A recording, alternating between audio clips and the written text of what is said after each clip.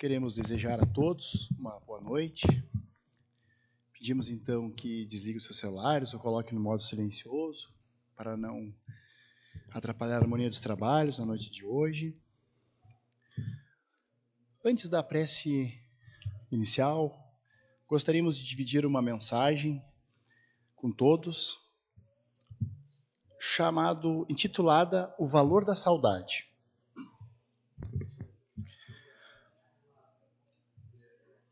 A saudade é o fio invisível que une os corações, mesmo quando o tempo parece separar caminhos. Ela é a lembrança que consola, o perfume da eternidade, a voz suave dos reencontros prometidos por Deus.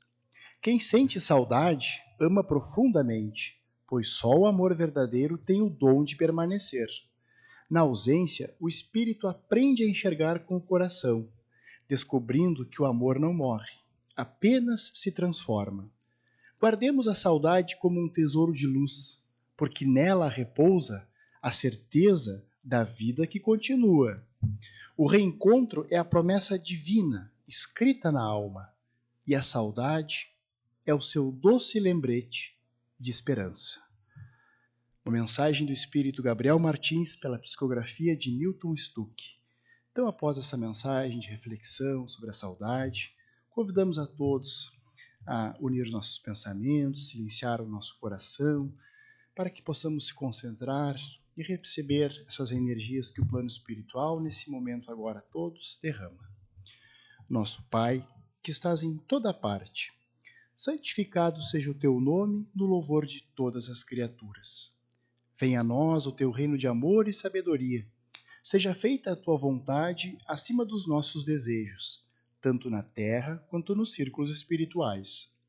O pão nosso do corpo e da mente dá-nos hoje. Perdoa as nossas dívidas, ensinando-nos a perdoar os nossos devedores, com o esquecimento de todo o mal. Não permitas que venhamos a cair sob os golpes da tentação da nossa própria inferioridade. Livra-nos do mal que ainda reside em nós mesmos, porque só em ti brilha a luz eterna do reino do poder, da glória e da paz, da justiça e do amor para sempre. Que assim seja. Queremos convidar então a irmã Marta para as reflexões do Evangelho.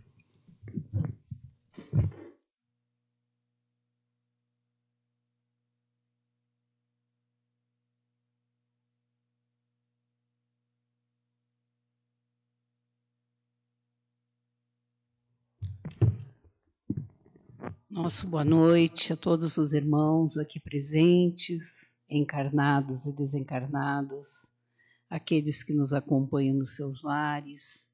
Desejamos que as nossas vibrações, que os eflúvios que a espiritualidade derrama neste momento, quando nos reunimos para orar e para relembrar e vivenciar aqueles ensinamentos que o Cristo nos deixou, que neste momento todas essas energias também cheguem a todos os lares conectados conosco, a todos os corações, e que possam envolver a cada um de nós, possam envolver os nossos familiares, aqueles com os quais nós convivemos, que cada um de nós possa ser esse elo que faz essa ligação tão importante desta casa, da espiritualidade, dos fluidos que aqui nós recebemos, com aqueles que convivem conosco, que partilham do nosso lar, para que nós também possamos ser a mensagem viva do Mestre. Há tantos corações que necessitam. Muitas vezes, aqueles que não têm outra oportunidade, não têm outro convívio, a não ser o nosso, desta aura, deste momento, né, de espiritualidade, de bem-querer, de sensibilidade, como nós dizemos, e dessa aproximação, né, com os amigos espirituais, com o nosso espírito protetor. Então, que neste momento todos nós possamos ser envolvidos e que as reflexões que aqui trazemos, que são dos amigos que nos deixam, que nos trazem, que são as reflexões do Evangelho, que elas possam calar nos nossos corações, em todos, porque nós aqui somos um mero instrumento que nos colocamos à disposição para partilhar com todos aquilo que aprendemos, aquilo que já tentamos vivenciar e trazer a todos aqueles que convivem conosco, que nos escutam e que neste momento estão, e todas as quartas-feiras estão conosco, refletindo e falando sobre a mensagem do Mestre. Então hoje nós escolhemos para trazer aos irmãos algumas reflexões sobre a parábola dos servos bons e dos servos maus. Essa parábola este ensinamento está na Bíblia, Mateus, capítulo 14, versículo 45 a 51. Também está em Lucas, capítulo 12, versículo 42 a 48.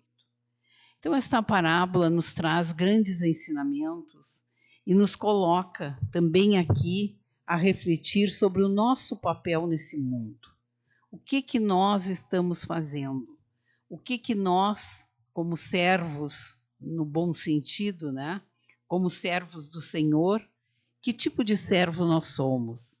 Nós somos os servos bons ou ainda somos os servos maus? E a parábola diz assim, eu vou relatar para os irmãos porque ela é muito profunda e muito linda também.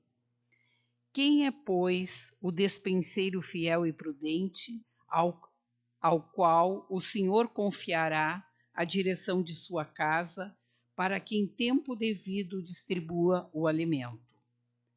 Bem-aventurado aquele servo, a quem o seu Senhor, quando vier, achar assim fazendo. Em verdade vos digo que lhe confiará todos os seus bens.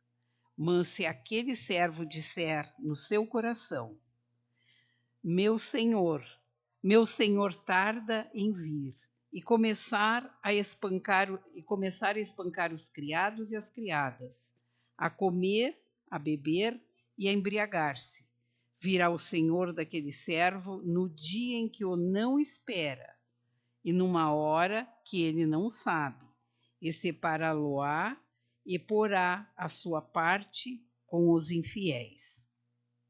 E aquele servo que soube a vontade do Senhor e não se preparou, nem fez conforme a sua vontade, será castigado com muitos açoites. Aquele, porém, que não a soube e fez coisas que mereciam castigos, será punido com poucos açoites. A todo aquele a quem muito é dado, muito será requerido, e a quem muito é confiado, mais ainda lhe será exigido. Então, como os irmãos observam, é uma parábola bem profunda, né? E que nós fomos buscar lá no nosso Evangelho alguns textos do Evangelho, alguns capítulos do Evangelho, que nós podemos associar a esta parábola para melhor compreendê-la. E nós fomos lá no capítulo 13 do Evangelho, não saiba a vossa mão esquerda o que dê a vossa direita. E fomos lá naquele item muito importante que é a beneficência. Nós sabemos que a beneficência é aquela virtude, é aquele ensinamento, é aquele atributo, né, do bem, aquele que pratica o bem, que deseja o bem, que faz o bem. E nós fomos buscar lá no item 20, que tem por título a beneficência exclusiva. E nós vamos ler para os irmãos a pergunta deste item 20. Beneficência exclusiva. É acertada a beneficência quando praticada exclusivamente entre pessoas da mesma opinião, da mesma crença ou do mesmo partido? É uma pergunta, né? Neste mundo tão conturbado em que nós vivemos, com tantos desencontros, né? com tantos choques de opiniões, né? Com tantas inimizades por causa de opiniões, sejam elas mais diversas, com tanta intolerância religiosa, política, econômica, em todos os setores da nossa vida. Parece que nós esquecemos o significado da palavra tolerância. E esta pergunta, né, vem nos trazer, vem nos questionar, bem nesse capítulo da beneficência. E a resposta é o seguinte: é uma mensagem de São Luís, Paris, 1860. Então vejam os irmãos, parece que esses espíritos sabiam que no século XXI nós estaríamos passando pela mesma situação. Não, a resposta. Porquanto precisamente o espírito de seita, né, de religião, da mesma religião, e de partido, é que precisa ser abolido, visto que são irmãos todos os homens. Não importa a nossa religião, não importa a nossa condição social, não importa o nosso partido político, acima de tudo, todos os homens são irmãos, é o que diz aqui. O verdadeiro cristão vê somente irmãos em seus semelhantes e não procura saber, antes de socorrer o necessitado, qual a sua crença ou a sua opinião, seja sobre o que for. Obedeceria o cristão, porventura, ao preceito de Jesus Cristo, segundo o qual devemos amar os nossos inimigos, se repelisse o desgraçado por professar uma crença diferente da sua? Socorra-o, portanto, sem lhe pedir contas à consciência, pois se for um inimigo da religião, este será o meio de conseguir que ele a ame, repelindo-o, faria com que o odiasse. Então nós vemos, né, hoje tanta intolerância religiosa, né, tantas coisas que nós ouvimos e vemos nas redes sociais, né, tantas brutalidades, né, tantas inverdades, né, sobre as religiões.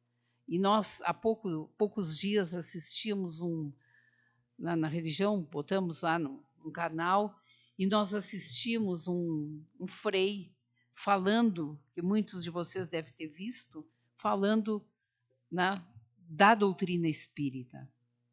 E ele disse, né, que a doutrina espírita é a religião do demônio, né? É a religião do demônio, e assim foi, outras.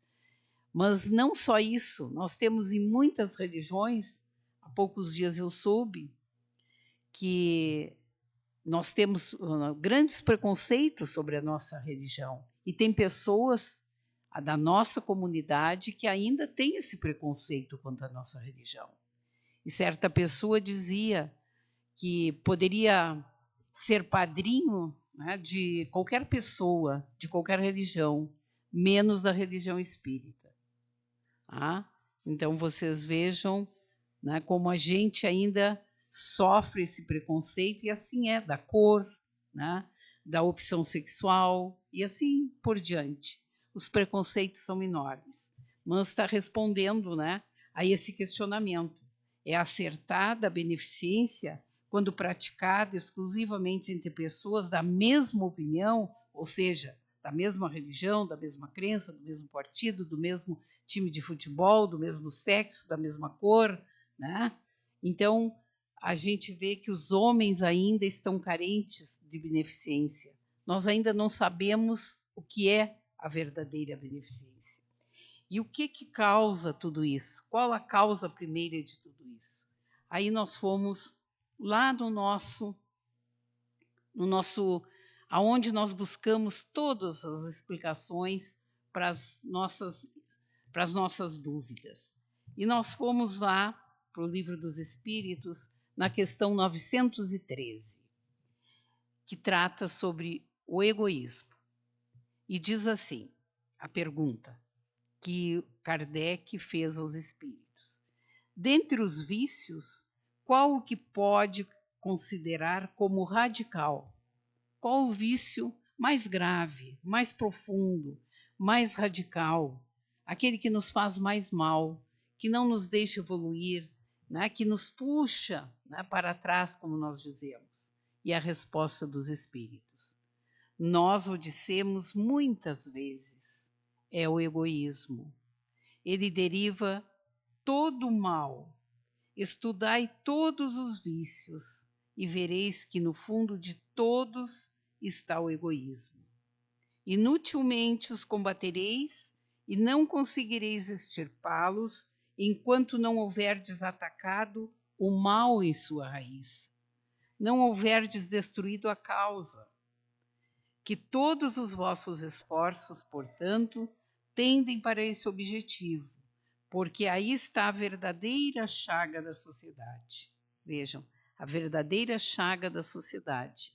Então, o nosso egoísmo não é só pessoal, o nosso egoísmo é coletivo.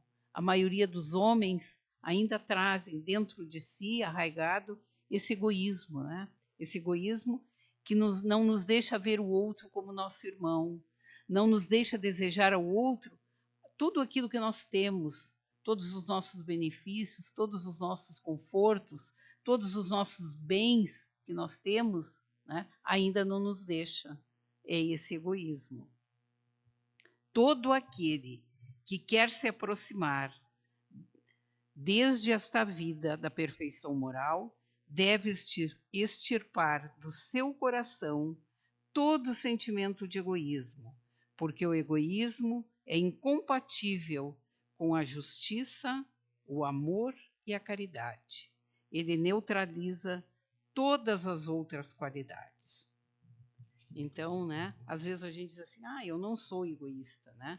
Mas se a gente vai lá dentro de nós, né, se a gente vai buscar aquilo lá, a gente vê que muitas vezes nós percebemos o quanto ainda, como humanidade, né, como seres humanos, ainda nós somos egoístas, né? Porque eu quero para mim, eu quero para minha família, eu quero para os meus filhos, eu quero para aqueles que eu amo, né, como disse ali, mas eu não quero, né, que seja para todos. Nós estamos muito longe da justiça social. E um dia que a sociedade, né, tiver esse sentimento coletivo, né, que tudo que eu tenho, né, os outros também poderiam ter, se não fosse o egoísmo de muitos, né, enquanto nós não chegarmos a essa consciência coletiva, o mundo não vai ser um mundo de regeneração. Nós não vamos ter um mundo melhor, né, que todos tenham acesso à saúde, à educação, a todos os bens, né, a todas as coisas, ao trabalho, a um salário digno, a uma moradia. Tudo isso, todos nós temos o direito como seres humanos. Isso é dignidade de vida, isso é justiça social, que tanto Kardec prega nas suas obras. Todo fim, a essência da doutrina espírita é para que nós todos nos amemos e que haja essa justiça social, que todos tenham acesso a todas essas coisas que a natureza nos dá, né? A natureza nos dá tudo, não dá só para uns, não dá só para os espíritas ou para este ou para aquele, não. O ar que nós respiramos, a água que nós bebemos, né? Tudo que existe, a terra, né, que é explorada e que dela produz todo o alimento que todos nós nos nutrimos, todos, independente da nossa cor, da nossa condição social, da nossa posição, independente. Né, a natureza é o maior exemplo, né, de amor, de fraternidade, porque ela nos oferece tudo gratuitamente. Imagine se nós tivéssemos que pagar o ar que nós respiramos, a água que nós bebemos. Claro que nós estamos numa sociedade diferente, mas a água existe em abundância nos mares, nos rios, no subsolo, né? De todas as riquezas que nós temos, né? que deveriam ser de todos, né? Isto é justiça social, meus irmãos. É uma sociedade justa, digna. É isto que um dia nós teremos, quando este mundo for um mundo de regeneração, aonde o egoísmo será extirpado, né, dos nossos corações e dará lugar à fraternidade. Nós seremos mais fraternos, mais humanos, né? Visaremos o coletivo em vez do individual. Então é isto que essa parábola nos dá. Mas segue a parábola, que eu gostaria de trazer algumas reflexões, porque ela é muito profunda. E ela diz assim: este ensino, que se constitui em verdadeiro mandamento para o servo vigilante, deixa transparecer claramente aos olhos de todos quais são os bons servos e quais são os servos maus que operam na seara divina. Não são os que vivem orando, comendo, bebendo, que se salientam como obreiros do bem e da verdade. Não são os que repudiam, condenam e excomungam os seus semelhantes, que o Senhor escolheu para seus verdadeiros servos, mas sim os que são fiéis à sua palavra e prudentes no cumprimento dos seus deveres. Então, nós sabemos muitas coisas, né? Século XXI, o progresso é enorme, os meios de comunicação nos levam a todos os lugares, a todos os conhecimentos, nós sabemos tudo, nós lemos tudo. Agora, entre saber e colocar em prática, aí a diferença, o que diz aqui, ó. Ah? Os que são fiéis à sua palavra e prudentes no cumprimento dos seus deveres. Então, será que nós somos prudentes no cumprimento dos nossos deveres como cristãos, né? Como seres humanos solidários? Será que nós estamos procurando trabalhar dentro de nós esse egoísmo, a vaidade, o orgulho, todas essas virtudes, né, que nós temos e que não nos deixam muitas vezes ser solidários? E segue: quem só trabalha pelos bens materiais não pode interpretar o pensamento íntimo do mestre, não pode por isso ser sábio, prudente e fiel. O bom servo só faz os desejos e a vontade do seu senhor. O mau servo faz o que lhe convém. Aquele trabalha para cumprir seus deveres. O outro trabalha por interesse e faz satisfazer os seus desejos. Acresce ainda a circunstância de que os servos bons trabalham sempre, trabalham sem cessar, pois sabem que o trabalhador da última hora não é o que chega por último, mas sim o que trabalha até a última hora. E nós vemos, né, exemplos importantes: Chico Xavier, Divaldo Franco, Madre Teresa, Irmã Dulce, aqueles caquinhos de gente, né, que eram gigantes no bem. Então vejam, não é o que chega por último, mas o que trabalha sem cessar até a última hora. E quando nós pensamos nessas figuras e tantas outras, né, dentro da nossa família, da nossa comunidade, quantos servos, né, prudentes nós conhecemos, nós vimos e nós testemunhamos isso. Trabalhe até a última hora e não regateie esforços para que todos os bens que lhe foram concedidos sejam postos em ação, estejam em movimento para vencerem sem juros. O que nos foi confiado não foi para ser enterrado ou guardado, como aconteceu com o talento. E aqui, né, nós nos lembramos da parábola dos talentos, que todos nós conhecemos, né? Entregue ao mau operário, porém sim para ser por nós aproveitado e aproveitado pelos nossos semelhantes. Então veja, a parábola nunca fala nós, sempre traz o outro, sempre traz os outros, né? Por nós, né, e pelos nossos semelhantes. Por isso, cada um é responsável pelo que lhe é dado. A quem muito é dado, muito lhe pedirá, muito se lhe pedirá. A quem pouco é dado, pouco se pedirá. Todas as parábolas de Jesus São exortações, são convites, conselhos, mandamentos para a observância dos seus ensinos, mas exclusivamente dos seus ensinos, desembaraçados dos excessos e dos enxertos humanos e dos preconceitos e mandamentos das diversas igrejas e confissões religiosas. Então, cada igreja vai adaptando, né, as parábolas e os ensinos de Jesus de acordo com as suas conveniências. Tá? E o que nos diz aqui? Que nós temos que ser fiel somente, exclusivamente aos ensinos de Jesus. E aí nós paramos para fazer essa reflexão. Jesus tinha religião? Qual era a religião de Jesus? Jesus tinha igreja? Qual era a igreja de Jesus? Então, né? Jesus tinha construía alguma coisa, tinha tesouros, tinha bens, tinha coisa. Quais eram os bens de Jesus? Eram aquelas criaturas que andavam com ele, né? Era o seu amor, era para quem? Principalmente para os desvalidos, para aqueles que nada tinham, né? E aqueles seguidores fiéis que nada tinham, mas que também seguiam o seu exemplo e distribuíam um pouco que tinham. E nós, vamos analisar assim, olhar para dentro de cada um de nós. Quantos talentos cada um de nós tem? Quantos?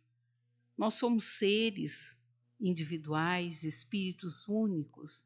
Temos uma infinidade de talentos. Somos de essência divina. Temos consciência disso. Sabemos tantas coisas. Sabemos fazer tantas coisas. Tá? E o que nós estamos fazendo dos nossos talentos? Como nós estamos usando os nossos talentos? A gente sabe, às vezes, até que tem, mas como é que nós usamos os nossos talentos? Eu me pergunto muito isso para mim. Como é que eu uso meus talentos que eu tenho? Eu enxergo, eu caminho, eu penso na idade que eu estou. Aqui a maioria, né, muito mais jovem do que eu, com muito mais talentos do que eu, né, com muito mais condições do que eu, né? Então, quantos talentos cada um de nós tem? O que eu faço de bom? Qual é a beneficência que eu faço com meus talentos? O que eu estou fazendo lá fora, na minha família, com meus vizinhos, lá nos grupos sociais onde eu participo, com meus filhos, com meus pais, na igreja, ou seja lá, ou no templo que eu frequento? O que eu faço na casa espírita? Né? O que eu contribuo aqui na casa espírita? E nós ainda falamos, né, e sempre agradecemos aquele quilo de alimento que os irmãos partilham conosco.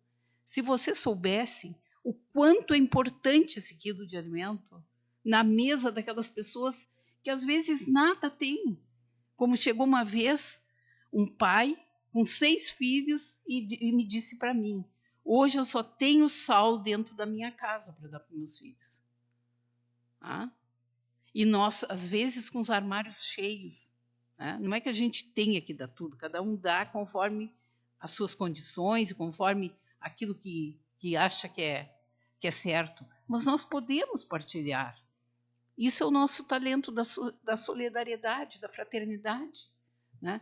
Quando agora mesmo, nós estamos fazendo uma campanha para os ranchos de Natal, para a festinha das crianças, né? Das crianças do lar da solidariedade.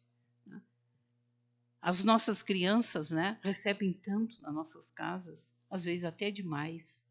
Né? E o que essas crianças recebem? Muitas vezes, essas crianças recebem um único presente, é aquele que ele ganha aqui.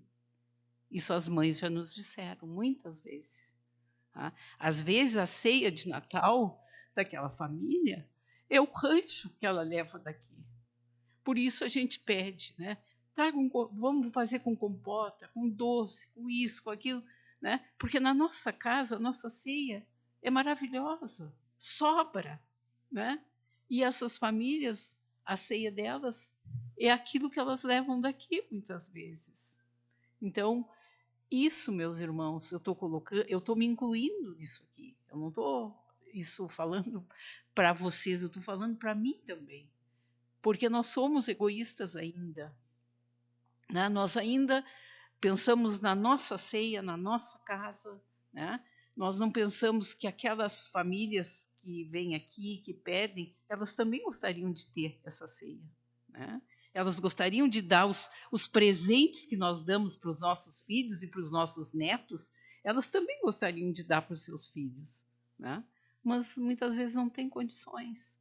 Então, é isso, né? É nesse sentido que a parábola nos chama para que a gente reflita sobre isso. Como diz aqui, as parábolas do Mestre, elas sempre tinham um sentido muito profundo, né? Que era para tocar nossa alma, né? Que era para aquilo mexer com nós, para que nós pudéssemos nos modificar também para o bem, para que nós ficássemos mais humanos, mais solidários. E continua finalizando. O dia do Senhor é sempre hoje, e a sua palavra está sempre guiando e ensinando aos que a ele se chegam com boa vontade para aprenderem suas inestimáveis lições. O que disser, pois, meu Senhor tarda a vir?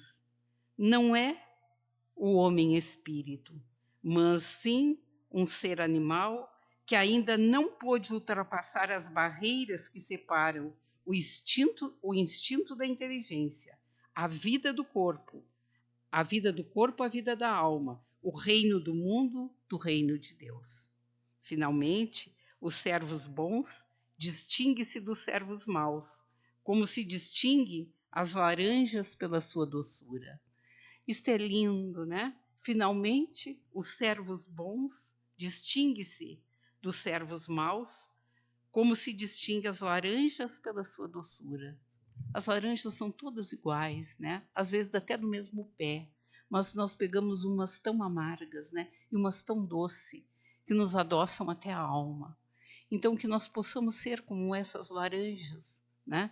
Que possamos adoçar a vida de algumas daquelas pessoas que nos rodeiam, de algumas pessoas, porque adoçando a vida de alguém, certamente a nossa ficará mais doce.